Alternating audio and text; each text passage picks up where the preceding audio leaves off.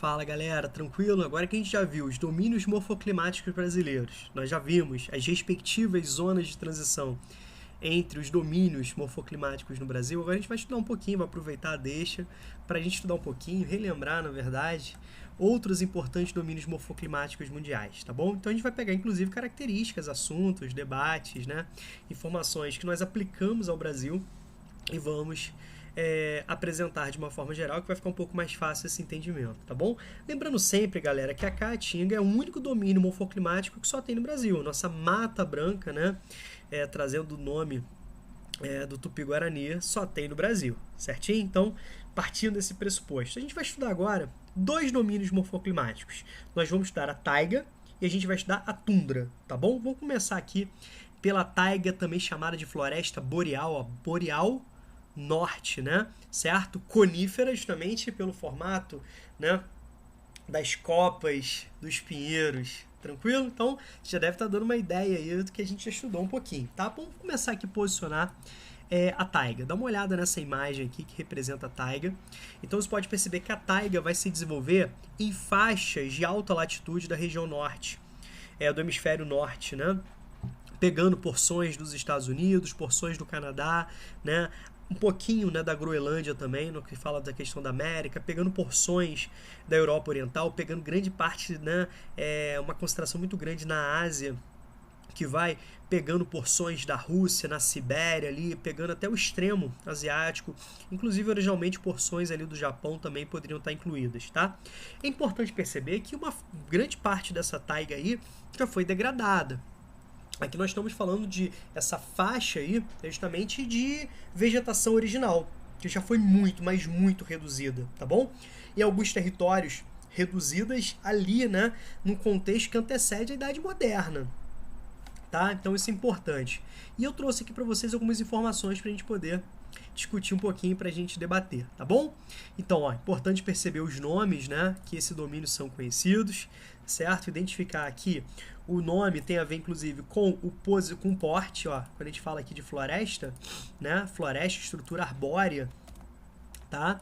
Quando a gente fala aqui de floresta, está falando de estrutura arbórea, no caso, é uma estrutura arbórea homogênea, né, com a presença de pinheiros. Quando a gente fala de boreal, a gente está falando de norte, coníferas, em decorrência da copa, né, típica dos pinheiros, tá bom? Certo? Então nós já vimos na imagem que ela é localizada nas zonas próximas aos círculos polares, ou seja, regiões de alta latitude, pegando porções, trechos, né, da América do Norte, Europa, Ásia, tá? Então nós temos esse posicionamento geográfico extremamente importante. Então o clima na região vai ser um clima frio, né, onde você vai ter médias térmicas bem baixas, sobretudo no inverno, sobretudo as madrugadas, né? A gente vai ter um clima muito condicionado por essa alta latitude. Então, isso nós temos o posicionamento geográfico, as características climáticas, nós temos a influência direta sobre a vegetação, tá? Então, uma estrutura arbórea, então a gente está percebendo aqui que é uma estrutura arbórea homogênea, ou seja, a presença dos pinheiros, as copas triangulares e as folhagens, né, em formatos de agulha, que nós chamamos de vegetação aciculifoliada, é justamente uma adaptação ao clima, né? As copas triangulares e as folhas finas é para você ter uma menor acúmulo de água, certo? Porque nas madrugadas, nos meses frios, aquela água que poderia se acumular nas folhas iria literalmente congelar e gerar um prejuízo para a estrutura, né, dessas folhas. Então nós temos essas características, né? Copas triangulares, estrutura arbórea homogênea, copas triangulares, ó, formato de agulha, vegetação escolifoliada e perene, ou seja, que não apresenta um período de esfolhamento, típico nas áreas que nós temos oferta hídrica, tá bom? Outra importante característica é justamente o processo de degradação, obviamente causado, né, pela ação do homem, né? Como, por exemplo, a utilização dos pinheiros para a construção civil, para a indústria de imóveis, tá certo? Para a produção de celulose, de papel.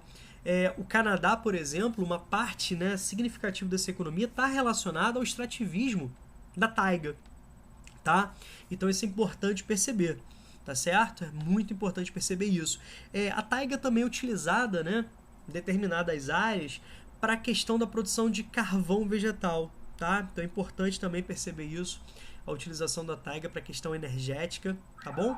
E agora a gente vai falar um pouquinho sobre a tundra, tá? Aqui, ó, vamos falar um pouquinho sobre a tundra.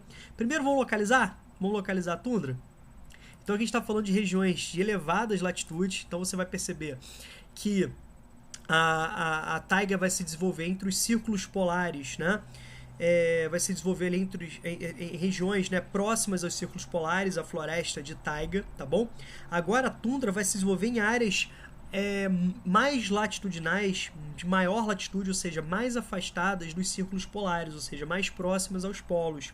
Então você vai ter a presença aí de uma vegetação que vai se adaptar a essa realidade. Lembrem-se, né, que essas áreas, quanto maior for a latitude, maior a diferença de claridade um período de inverno e de verão. Lembre-se que nos polos acontece aquela extremidade, né? Onde você tem meses de claridade e meses de escuridão, dependendo do momento do movimento que o planeta se encontra, né? No movimento de translação, tá certo? Então você pode perceber a estrutura geoidal do planeta, a forma geóide do planeta, o eixo inclinado em relação ao Sol, o eixo imaginário da Terra inclinado em relação ao Sol, o movimento de translação que é elíptico. São características, né, que justificam essas desigualdades da incidência solar, chegando aos polos a apresentarem meses de claridade e, na sequência, meses de escuridão. Tudo bem? Então você vai perceber a presença da tundra, que se localiza nessa faixa que está sendo apresentado, em regiões de altíssimas, né, latitude, tá bom? Então, na sequência aí da taiga, nós temos a tundra, em termos de posicionamento geográfico no hemisfério norte, certo? A tundra também pode se desenvolver em áreas de montanha. Lembrem-se, né, que o clima frio ou de montanha vai também se assemelhar àquele clima glacial, aquele clima polar. Por que isso, Rômulo? Porque, na verdade, o fator principal aí é a altitude. Quanto maior a altitude, menor a presença de gás. Quanto menor a presença de gás, menor a capacidade da atmosfera de reter calor. Lembre-se que nós temos alguns gases que têm essa característica de absorver calor irradiado, né? Certinho, que garante, né, essas médias térmicas. Então, assim, ela pode se desenvolver também em áreas montanhosas, tá bom? Em áreas de cordilheira, certinho? Então, primeiro ponto que eu quero que você entenda é o posicionamento geográfico, regiões polares. Então, a gente está falando de altitudes, né, latitudes, perdão, acima dos círculos polares que passam ali a 66 graus e 33 minutos. No caso, o círculo polar ártico, tá legal? Como eu falei para vocês, também a altitude tem a ver, né, nas altas montanhas. Então a gente está falando de elevada latitude, tranquilo? Clima frio, clima polar, clima glacial que vai se desenvolver nessas áreas.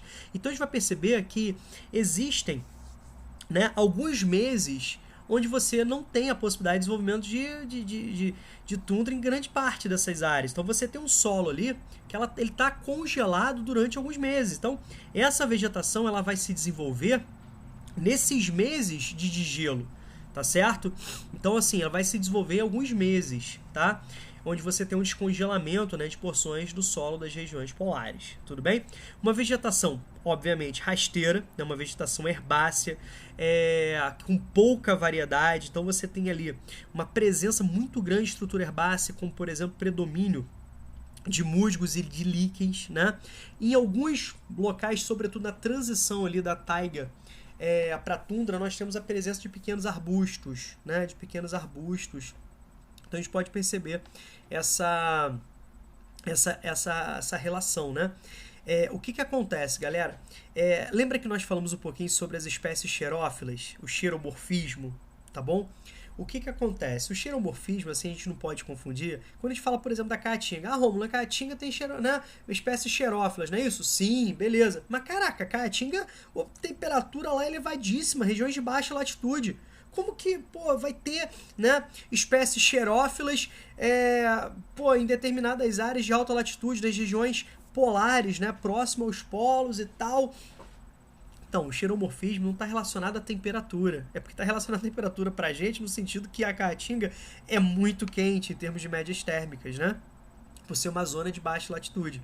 Porque o xeromorfismo está relacionado a um processo de adaptação das espécies a regiões de baixa oferta hídrica.